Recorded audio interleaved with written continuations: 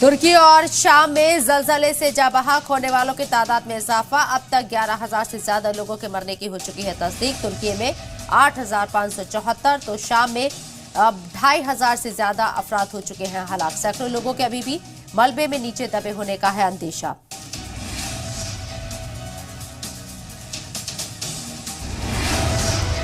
मुतासिरा इलाकों में लगातार जारी है रेस्क्यू ऑपरेशन। मकामी अमले के साथ साथ बैरूनी मुल्कों के माहिरीन की टीम भी कर रही है रेस्क्यू ऑपरेशन में मदद। इजरायली रेस्क्यू टीम ने मलबे से एक बच्चे समेत 2 लोगों की बचाई जिंदगी। मलबे के नीचे दबे लोगों का पता लगाने के लिए खोजे कुत्तों की भी ली जा रही है मदद। तुर्की और शाम के जलजले से मुतासिर इलाकों में कई लोगों की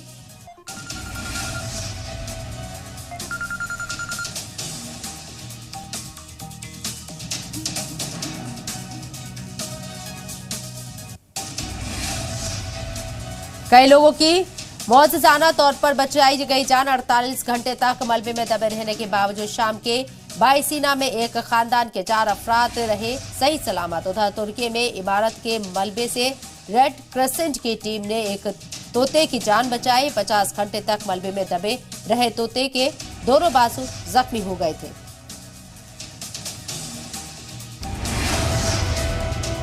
यूक्रेन के सदर ज़ेलेंस्की ने बर्तानिया के हाउस ऑफ कॉमन्स से किया खिताब।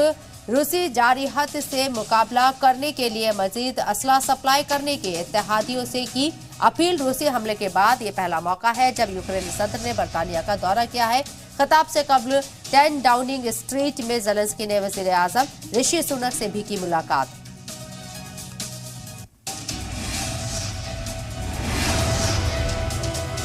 छह मुल्कों की मुश्तरका तहकीकाती टीम का रूसी सदर पुतिन पर इल्जाम। तहकीकाती टीम ने एक बयान जारी कर कहा कि मलेशिया एयरलाइन के MH17 तैयारी पर जिस मिसाइल से हमला किया गया था उसे सदर पुतिन की मंजूरी के बाद डोनेट्स्क पीपुल्स रिपब्लिक को सप्लाई किया गया था। 2014 में हुए इस हादसे में जहाज में सवार सभी लोगों की मौत हो गई थी।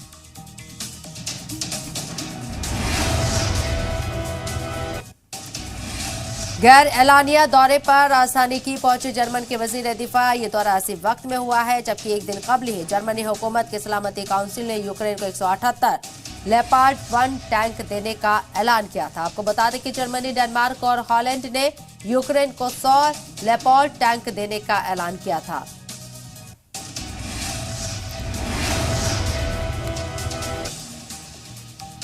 स्टेट ऑफ यूनियन एड्रेस के दौरान सदर बाइडेन का सारा जोर 2024 इंतखाब पर रहा। मरकूज चीन के जारहाना अज़ाइम से हर सतह पर निमटने का जाहिर किया अज़्म। जासूसी गुब्बारे को तबाह करने का हवाला देते हुए सदर बाइडेन ने कहा है कि अमेरिका की सालमियत और खुद मुख्तारी पर जब भी हमला किया जाएगा उसका सख्ती से जवाब दिया जाएगा।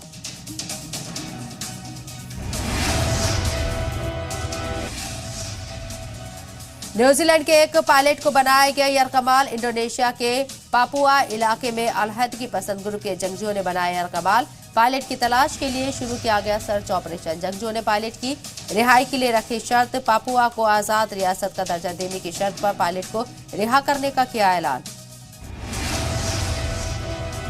जनूबी कोरिया के वजीर दाखिला को ओहदे से हटाने की तैयारी। पार्लियामेंट में इम्पीचमेंट की तजवीज को दी मंजूरी।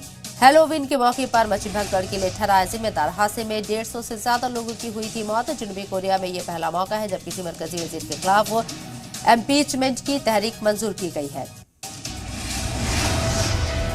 श्रीलंका में माली बहरान के खत्म होने के फिलहाल आसार नजर नहीं आ रहे हैं। सदर रनिल विक्रमसिंघे ने कहा है कि कम अज कम आइंदा 30 बरस तक मुल्क के माली हालात में सुधार आने के इम्कानात कम है।